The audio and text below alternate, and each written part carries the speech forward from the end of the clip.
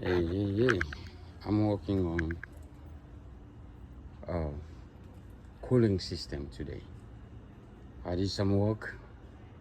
I had every time you change water pump or you have a major leak in this vehicle, 3.6 engine, Chrysler, Jeep, Dodge, this is what you do. You have to bleed the cooling system to get all air bubble out of the system. That's what I'm doing today. I changed the thermostat, all cooling, it was out, so I needed to replace a new cooling, and I did. I changed the new cap, and then now it's time to bleed the system, to bleed the cooling system. How you bleed the cooling system in a 3.6 engine? That's what it's about. Now, when you have your engine is overheating, after you service it, the cooling system, something of this nature like a water pump or water leak or thermostat or radiator hose. Don't matter if it's up or down. When you lose fluid, this is happening a lot. Your engine start overheating. You'll be like, oh, why is overheating? What should I do next? Well, this is how you do. This is how you fix this problem. Overheating problem. Engine overheating problem. Or cooling system bleeding. When your engine is overheating, a lot of times that's what you have to do. Especially if you do change the radiator or radiator hose or any major leak or thermostat in any engine, any vehicle.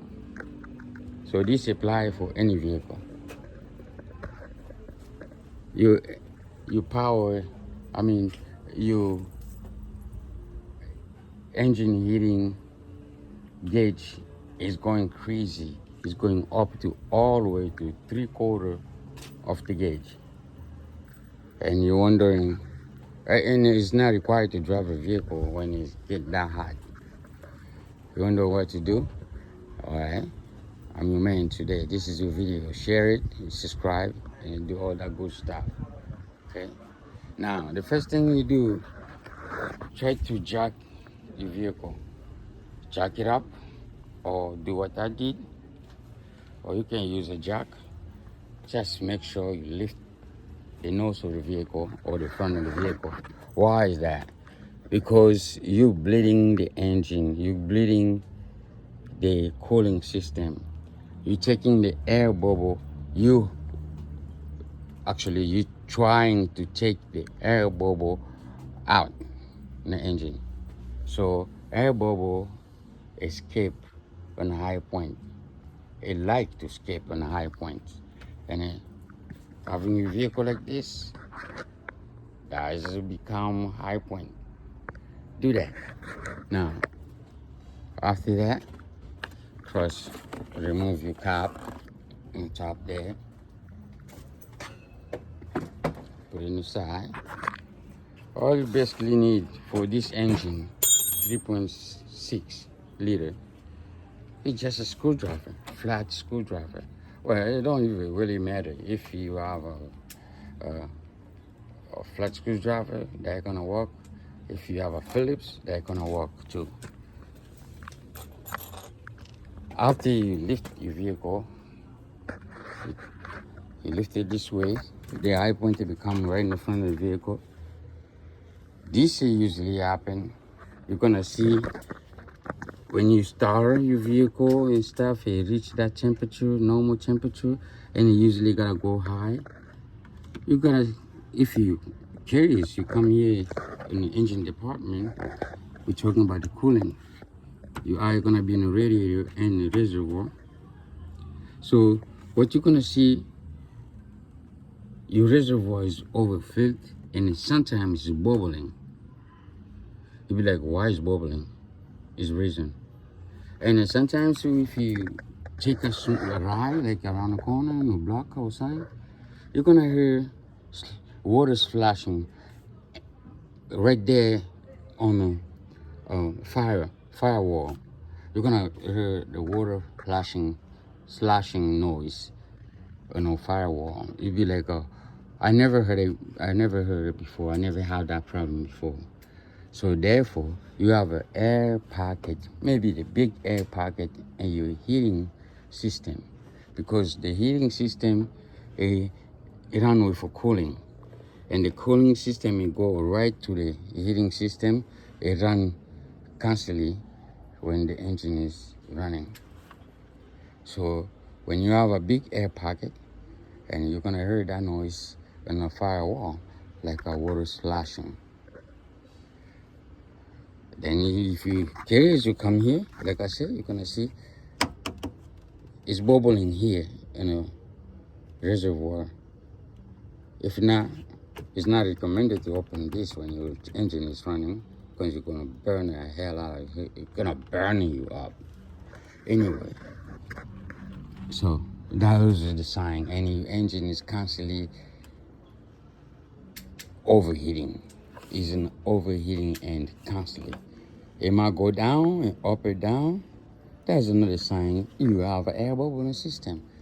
So how you get the air bubble out of your system, the cooling system? Apply it for any vehicle. But for this 3.6 engine, first thing you do, open this cap, make sure you see the fluid. If it's too low, fill it up, close the cap. Now, a lot of people, they use the funnel. They come with a cap. They put it in here, they close the cap, because if you don't, the water just gotta purge all over the place. Now, put that funnel, you put some antifreeze in it, you start the engine, let it run for 10-15 minutes. You're gonna see how it's gonna start bubbling. But in this engine, I prefer to do it different way, because it's a place that you can have that air bubble escape to get it out of there right here on top of thermistor housing. I'm gonna put my screwdriver there so you can see. This is a thermistor housing, and right here is that Phillips cap that you see right there.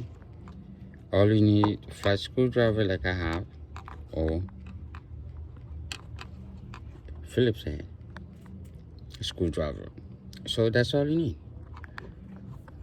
What I'm gonna do, what you have to do, after you filled up the antifreeze in radiator, and make sure you have some on reservoir. You know how to be right on the money, but something you can see. You know, please don't fill it up. Don't fill the reservoir with antifreeze yet. You're not supposed to fill it up to the neck. You have a limited line. And you make sure you lift your vehicle. It don't matter if you do this, what I did, or you put the jack under the meetings to lift the nose up. And once you do that, next thing you're gonna start the engine. Now I got my partner gonna start the engine for me, and like I say, what I'm gonna do, loosen this cap there. It look like a screw. You have a four-way line in the top, or Phillips head, you can call it, right here. This is, by the way, is thermistor housing. It's thermistor inside there. So this is why the air is gonna be escaping in order to get that air bubble off. So I'm gonna turn it to the left, loosen it up to the left, counterclockwise. But I'm gonna start the engine first, so you and I, we both gonna see how much air we're gonna be having escaping that stuff, that things. All right. Yeah. Start now. I'm gonna start loosening. I hope you can see it. You don't have to take it off, but just loosen up. When the engine reach the temperature, the normal temperature, and it warm up, because you do this kind of work when the engine is cold. Don't forget, you do it when the engine is cold. Then what I expect here, I'm supposed to be seeing air coming out of this, so I see the antifreeze start coming out of it.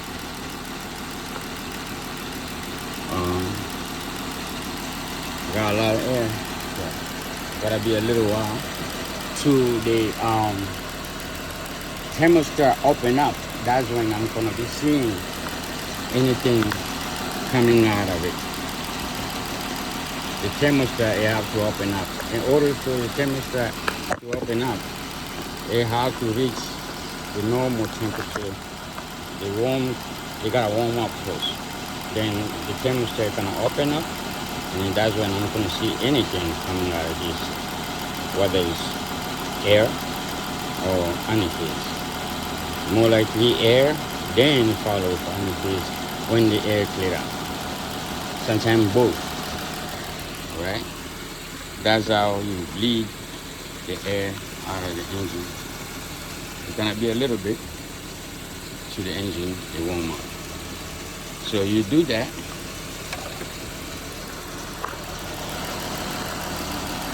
When all air come out, you see nothing but antifreeze coming out of it. Then you know how no more air. I like to leave this cap open for the reservoir, and sometimes you're gonna see this is bubbling too. Right here, the bubbling. That's also another way the air can come out. So I'm gonna keep it like this. Let the engine warm up.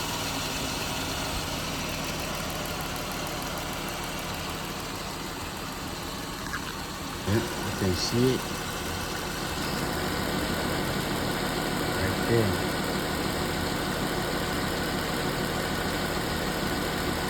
The thermostat is not open yet, because it's not hot yet. It's gonna reach a certain temperature before you open it. When you get all air from the thermostat housing, right? And all air come out, nothing but antifreeze start coming out of there. Make sure you keep it smooth the way it was. Okay? Make sure it's not under there. Some nipple I was talking about before, make sure it's not there. Right there. Okay? Make sure you get it in there. Make sure you clamp it tight. Shut the engine off across. Then let it cool off. Okay? You let it cool off about a half hour or so. If you don't, you open this cap, it's gonna burn you. So you let it cool off. Then you come back, you open this cap, and see if the antifreeze is low. If the coolant is low, add it to the proper level. Then you'll be golden. Alright? I don't want to make the video super long, but that's the process and that's how you do it. Subscribe so you can see more video, and then share the video, and if it help you a lot, if this video really help you, thumb up, hit that thumb up button. So all that good stuff. So yeah, I'm wrapping it up. I'll see you in the next one. Good luck on your project. So that's how you bleed the air on cooling system. Pretty much the same process for all vehicles.